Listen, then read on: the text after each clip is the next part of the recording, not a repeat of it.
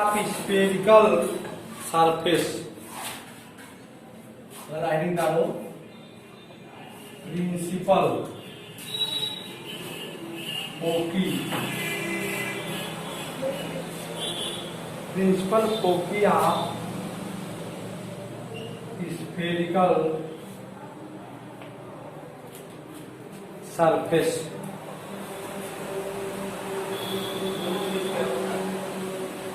गोलीय पृष्ठ के मुख्य फोकस, फोकस को फोकी कहते हैं इंग्लिश में। क्या कहते हैं? फोकी।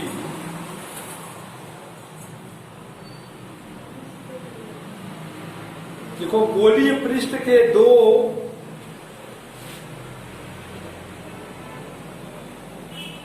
फोकस होते हैं, दो मुख्य फोकस होते हैं। प्रथम मुख्य फोकस, पहला उसका हेडिंग डाल दो। प्रथम मुख्य, प्रथम मुख्य focus, first principal focus, first principal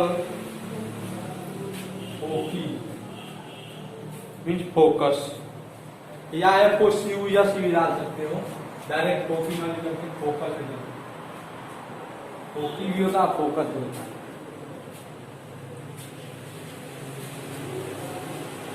ठीक है।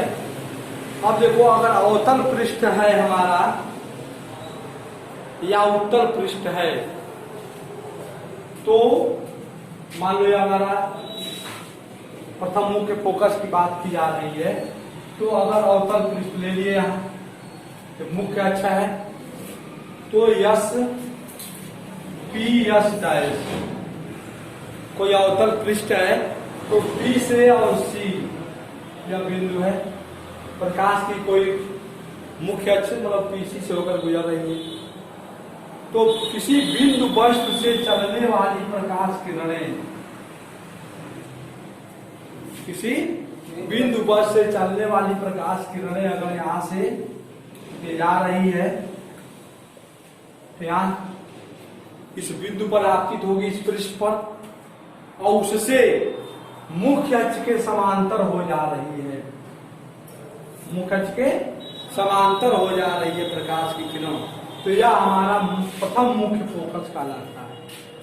प्रथम या उत्तल में मतलब उस बिंदु की ओर जाती हुई प्रतीत होने वाली किरण प्रथम मुख्य फोकस कहलाता है। उसी को दो लाइन पहले उसको नोट कर लो। देखो, यह गोलीय पृष्ठ की मुख्य अक्ष पर स्थित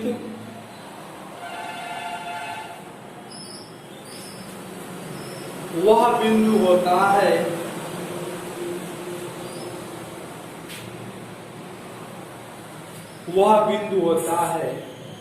जिससे चलने वाली प्रकाश किरणें, जिससे चलने वाली प्रकाश किरणें अपवर्तन के पश्चात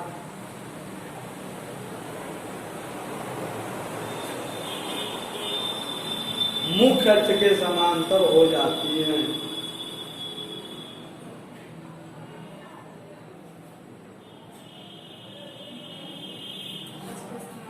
समांतर हो जाती है।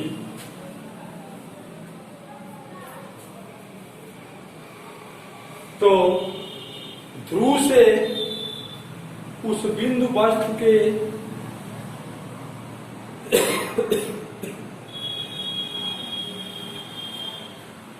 बीच की दूरी को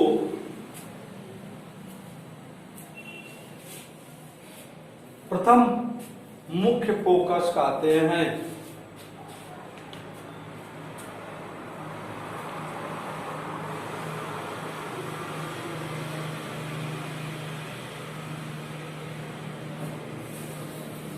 गोलीय पृष्ठ पर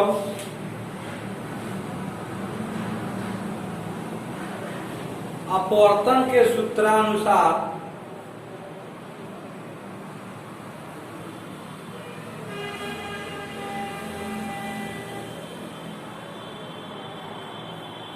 अपवर्तन के सूत्रानुसार क्या पढ़े हो तुम लोग?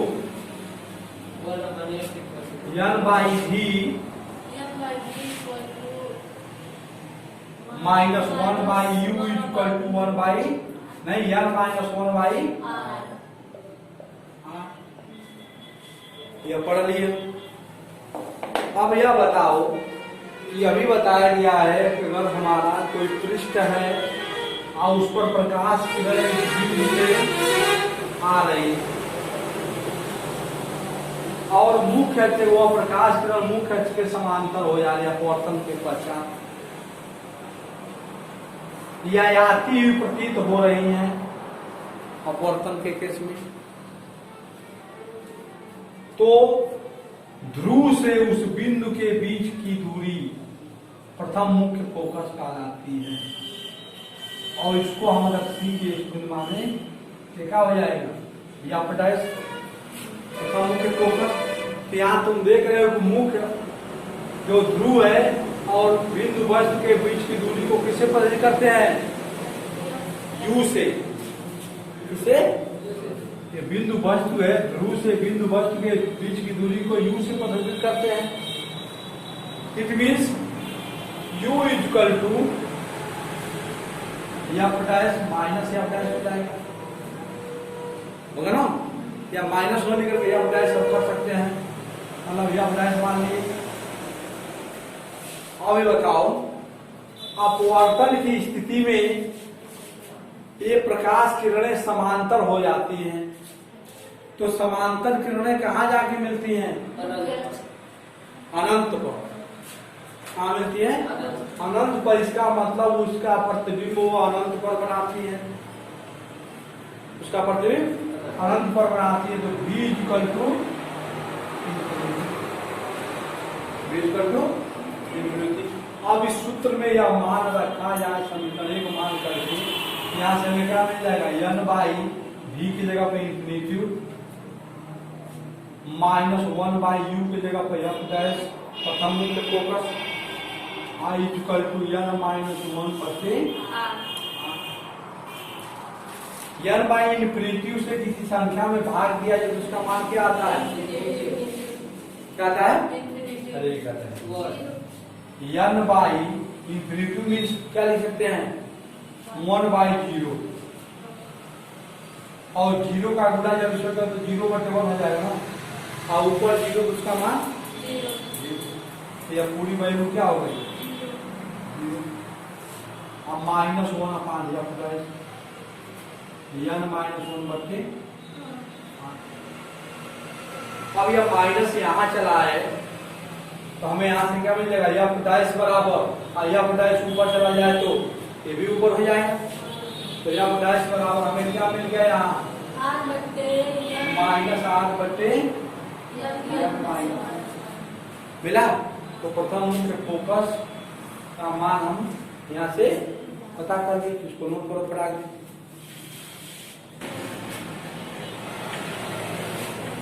इस सूत्र से स्पष्ट होता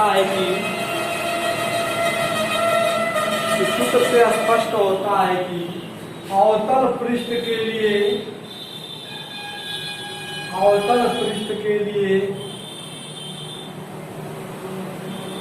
r का मान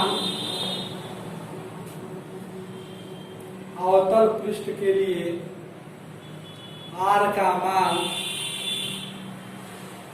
ऋणात्मक होता है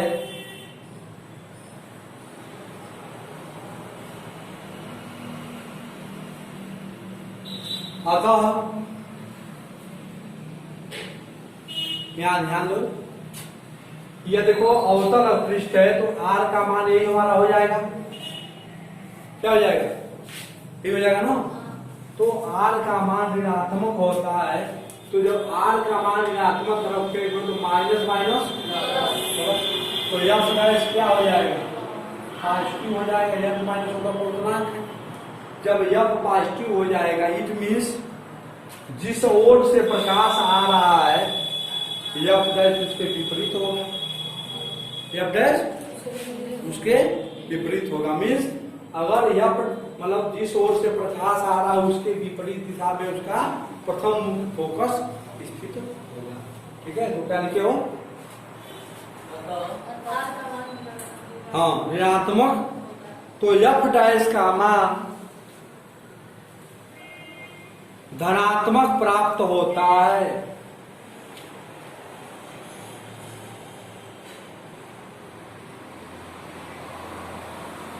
अर्थात प्रथम मुख्य फोकस जिस ओर से प्रकाश आ रहा है, जिस ओर से प्रकाश आ रहा है,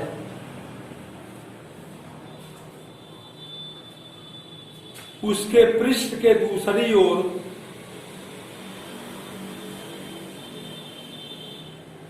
होता है।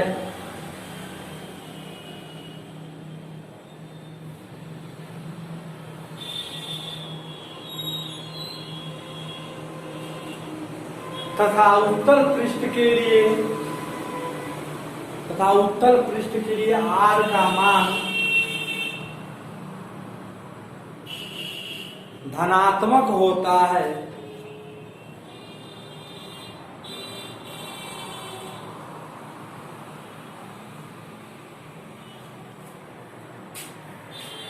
धनात्मक होता है। इस प्रकार एफ डैश,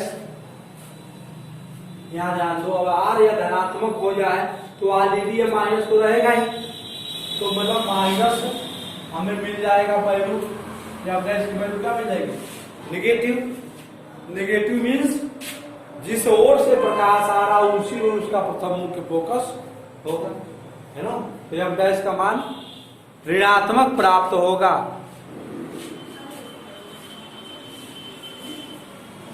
ऋणात्मक प्राप्त होगा।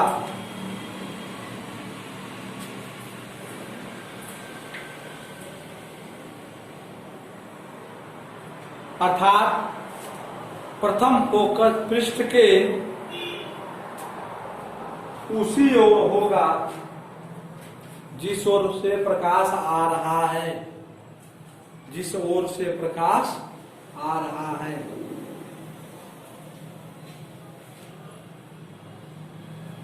अब दूसरा हेडिंग डालो, द्वितीय मुख्य फोकस। क्या हो गया? द्वितीय मुख्य फोकस। Second principal focus. द्वितीय में सेकेंड होता है ना, प्रिंसिपल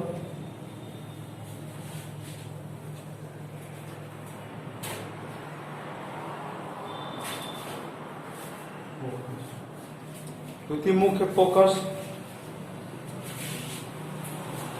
या गोलीय पृष्ठ पर स्थित वह बिंदु होता है, गोलीय पृष्ठ की मुख्य अक्ष लिखो, गोलीय पृष्ठ की मुख्य अक्ष पर स्थित वह बिंदु होता है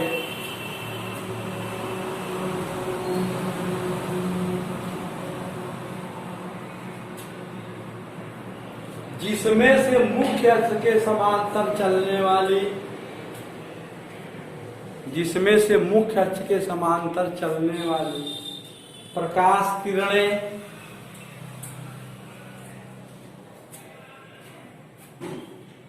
पृष्ठ से अपवर्तन के पश्चात, पृष्ठ से प्रकाश किरणें या तो होकर जाती है, पृष्ठ से अपवर्तन के पश्चात या तो होकर जाती है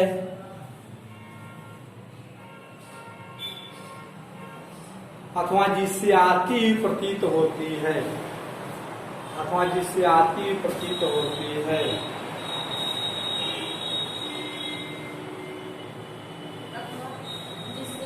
प्रतीत होती है। पृष्ठ के ध्रुव से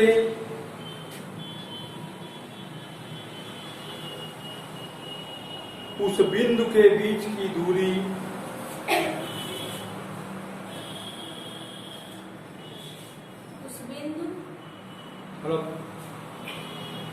के बीच की दूरी को द्वितीय मुख्य फोकस दूरी कहते हैं।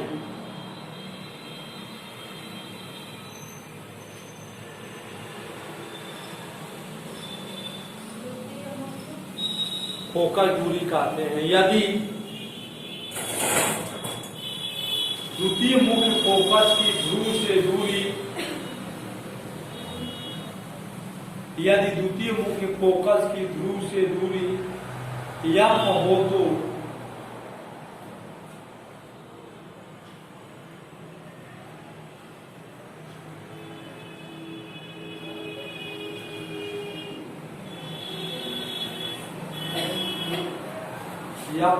तो अपवर्तन के सूत्र में, तो अपवर्तन के सूत्र में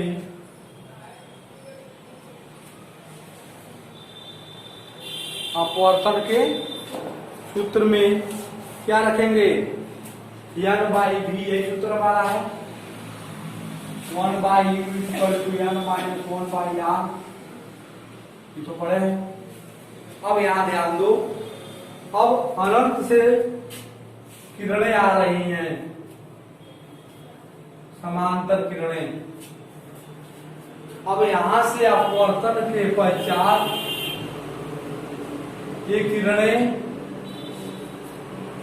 क्या होंगी, समांतर किरणें आएंगी तो निश्चित है फोकस होकर जाएंगी। किस होकर जाएंगी, फोकस से। तो अब अनंत पर प्रकाश, मतलब कोई स्रोत है जो अनंत पर स्थित है बिंदुवश, तो उस स्थिति में u का मान क्या हो जाएगा, इन्फिनिटी हो जाएगा। अनंत भी बहुत दूर है। और v का मान हमारा f हो जाएगा। f मतलब द्वितीय मुख्य फोकस हम f से प्रदर्शित करते हैं, द्वितीय मुख्य फोकस को f से। अब यह क्लियर नहीं है, किस और प्रकाश को हमारा बनेगा, इससे हम स्पष्ट करते हैं। तो समीकरण में मान रखेंगे अपवर्तन के सूत्र के नियमानुसार, तो n बाई v की जगह क्या हो जाएगा, f हो जाएगा। अब माइनस 1 u की जगह पे infinity i equal to n minus 1 by r। और 1 बाई इन्फिनिटी का मान अभी वो इन्फिनिटी में 1/0, 1/0 तो 0 से गुणा करो 1 में तो पूरा वैल्यू 0, ये पूरी वैल्यू क्या हो जाएगी 0। तो n by f equal to n minus 1 by r। अब हमें f का मान निकालना है, तो f बराबर यहाँ से क्या हो जाएगा, f यहाँ जाएगा तो n r का गुणा करो n r हो जाएगा, होगा ना। तो n r बटे क्या हो जाएगा, या यहाँ जाएगा तो n माइनस 1, इसका मान हो जाएगा f बराबर, ये वैल्यू में मिल गया ना, बोलो। तो यह आप प्राप्त हो गए, नोट करो प्राप्त। इस सूत्र से स्पष्ट होता है कि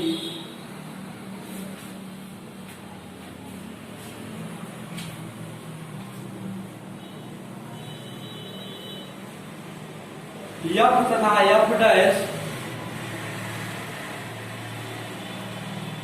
एक दूसरे के बराबर नहीं है।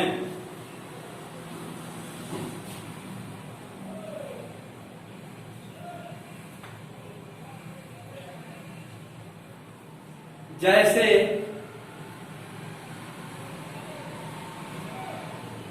किसी माध्यम का अपवर्तनांक 1.5 हो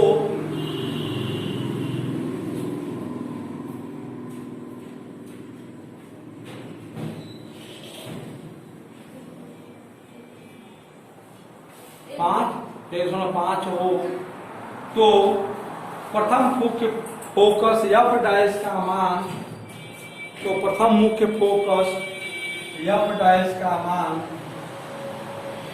क्या मिल जाएगा, f डैश का मान यहाँ ध्यान दो, 1.5 करोगे 1.5 में से घटाओगे तो क्या मिल जाएगा, माइनस r बटे 1.5 माइनस 1, तो माइनस r बटे क्या हो जाएगा 0.5 हो जाएगा। अब 0.5 का मतलब क्या होता है, 1/2, 1/2 ऊपर आएगा क्या हो जाएगा -2r हो जाएगा, -2r। तो f डैश का मान -2r मिला, मतलब माइनस को ये बता रहा है कि वो उत्तल है, ठीक है, ये अवतल है उस पृष्ठ के लिए प्रथम मुख्य फोकस है ना। अब इसके लिए निकालोगे द्वितीय मुख्य फोकस के लिए आपका मान, तो क्या करोगे 1.5 यहाँ करोगे, 1.5 में से घटाओगे तो क्या आएगा 0.5 आएगा, तो 1.5 यहाँ की जगह पर कर दिया और आर को रहने दिए, और यहाँ 1.5 हम -1 किए तो 1.5 आर बचते 0.5 आ गया। अब इसको हर करो तो क्या हो जाएगा, दशमलव से घटाओगे तो खत्म, तो 5 ही आई।